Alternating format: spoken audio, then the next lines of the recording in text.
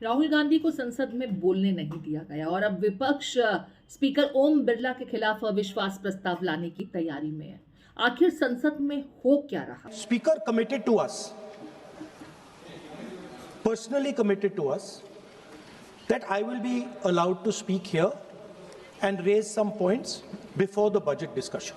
Speaker के साथ और टेबल में चढ़ करके और स्पीकर का चैम्बर अंदर में घुस करके जो किया है उससे स्पीकर साहब को भी आहत हुआ है। नमस्कार, द ट्रुथ के इस अंक में मैं प्रीति पांडे अपने सभी दर्शकों का बहुत स्वागत करती हूँ।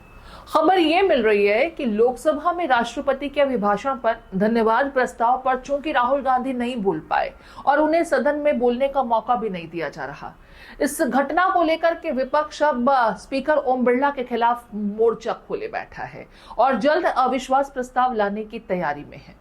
जानकारी के मुताबिक कांग्रेस सांसद राहुल गांधी के साथ अन्य नेताओं की एक बैठक हुई। इसमें ओम बिरला के लेकर अविश्वास प्रस्ताव लाने की बात कही जा रही है। ऐसा कहा जा रहा है कि सदन में विपक्ष को बोलने नहीं दिया जाता। अगर विपक्ष को बोलने ही नहीं दिया जाएगा तो अविश्वास प्रस्ताव लाना तो विपक्ष के पास एक हथियार है ही। विपक्ष का कहना है कि राहुल गांधी लोकसभा में सांसदों को निलंबित करने और महिला सांसदों पर लगे हुए आरोपों पर बोलना चाहते थे। राहुल गांधी बोलने की इजाजत मांग रहे थे, लेकिन उन्हें इजाजत नहीं दी गई।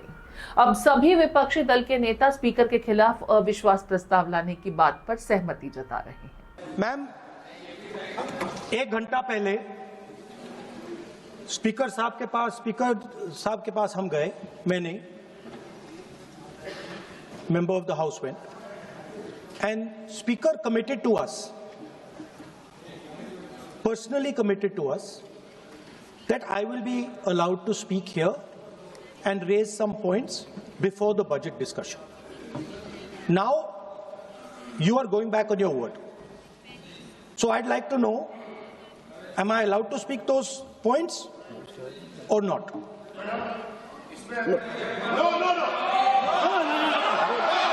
हम तो हाउस चलाना चाहते हैं। हमारे भारतीय जनता पार्टी और एनडीए के जितने भी मेंबर्स हैं सबने बोलने वालों का सूची तैयार करके दे चुका है।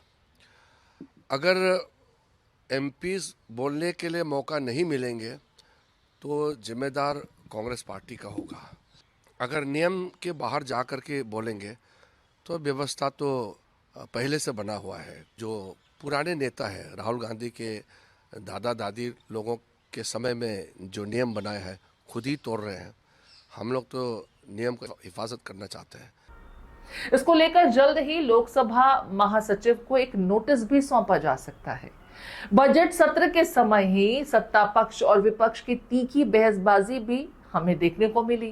विपक्ष के हंगामे के चलते लोकसभा में राष्ट्रपति के अभिभाषण पर धन्यवाद प्रस्ताव पर चर्चा ही नहीं हो पाई। साथ ही प्रधानमंत्री मोदी का भी स्पीच नहीं हो पाया था और इसके बिना ही धन्यवाद प्रस्ताव को पारित करना पड़ गया था। अब विपक्ष खासकर कांग्रेस पार्टी लोकसभा अध्यक्ष से नाराज तो है ही। कांग्रेस का कहना है कि राष्ट्रपति के अभिभाषण पर धन्यवाद प्रस्ताव के दरमियान लोकसभा स्पीकर ने नियमों का हवाला देकर भाषण ही पूरा नहीं होने दिया। वहीं दूसरी तरफ बीजेपी के सांसद निशिकांत दुबे ने कुछ किताबों का हवाला देकर इंदिरा गांधी समेत कांग्रेस के पूर्व प्रधानमंत्रियों पर जमकर निशाना साधा। उन्हें नहीं रोका गया, यानी स्पीकर बाइस्ड हैं। लोकसभा में हंगामे के कारण कांग्रेस के साथ साथ कुल 8 सांसदों को पूरे सत्र के लिए निलंबित कर दिया गया। इसके अलावा कांग्रेस लोकसभा अध्यक्ष की उन टिप्पणियों से भी बेहद नाराज है जिसमें उन्होंने दावा किया कि कांग्रेस के कई सदस्य प्रधानमंत्री के आसन के पास पहुंचकर कुछ अप्रत्याशित घटना कर सकते थे। इसलिए उन्होंने पीएम से सदन में न आने का आग्रह किया।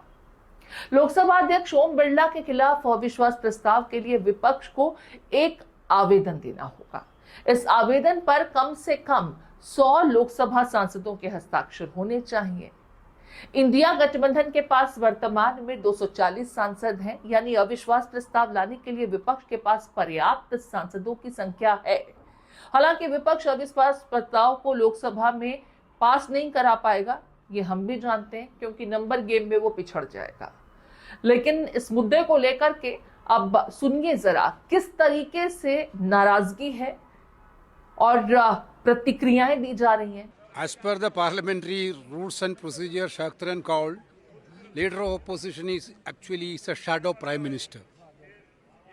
You can see in this session, leader of opposition is not being allowed to speak anything in this house. You can see that the government side can say anything. With the derogative remarks, they can attack anybody, those who are not alive also. And the Honorable Speaker himself is making allegation against the Congresswomen MPs. Well, there is no space for opposition in this house at all. Whether it is leader of opposition or any other opposition leader, party leader, they are not getting any chance to speak. They are not even allowed. आपको लगता है कि विपक्ष में कोई हिम्मत है, ताकत है, हैसियत है? आप ये सोचो कि जब उनको पता है कि कुछ होना नहीं है, तो मीडिया के सुर्खियों में बने रहने के लिए कुछ तो करना है ना। अभी तक क्या चला? जिस दिन से पार्लियामेंट चला है, उस दिन का पूरा इतिहास उस दिन से देख लीजिए। बिना प्रकाशित पुस्तक के बारे में चर्चा करना। स्पीकर का अपना सम्मान है, सदन की अपनी गरिमा है। उन बातों को लेकर के हम बातचीत किए हैं, देखिए क्या रास्ता निकलता है।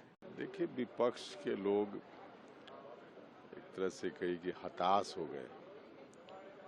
इस हताशा में गैर संवैधानिक, गैर जरूरी कदम उठाते रहते हैं।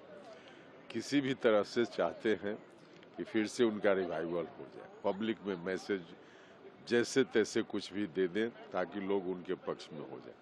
कहीं से कोई मतलब नहीं है अभी जो उन्होंने प्रस्ताव लाया है, बस इतना ही उसका अर्थ है। चाहे हम बात सत्ता पक्ष की करें चाहे विपक्ष की करें, लेकिन इतना जरूर है कि इस सत्र में स्पीकर को लेकर के भी विपक्षी खेमा अब लामबंद होता जा रहा है, क्योंकि कई सत्रों के दरमियान ये देखा गया है कि स्पीकर खुद से ही विपक्ष को लेकर के कुछ ऐसे फैसले ले लेते हैं जिसके बाद विपक्ष चाह करके भी अपनी बात सदन में रख ही नहीं पाता। अब इस बार विपक्ष स्पीकर को लेकर के ही अविश्वास प्रस्ताव लाकर अपनी नाराजगी और अपना विरोध जताने की तैयारी कर रहा है। इसे आप किस तरीके से देखते हैं, आपके कमेंट का इंतजार रहेगा।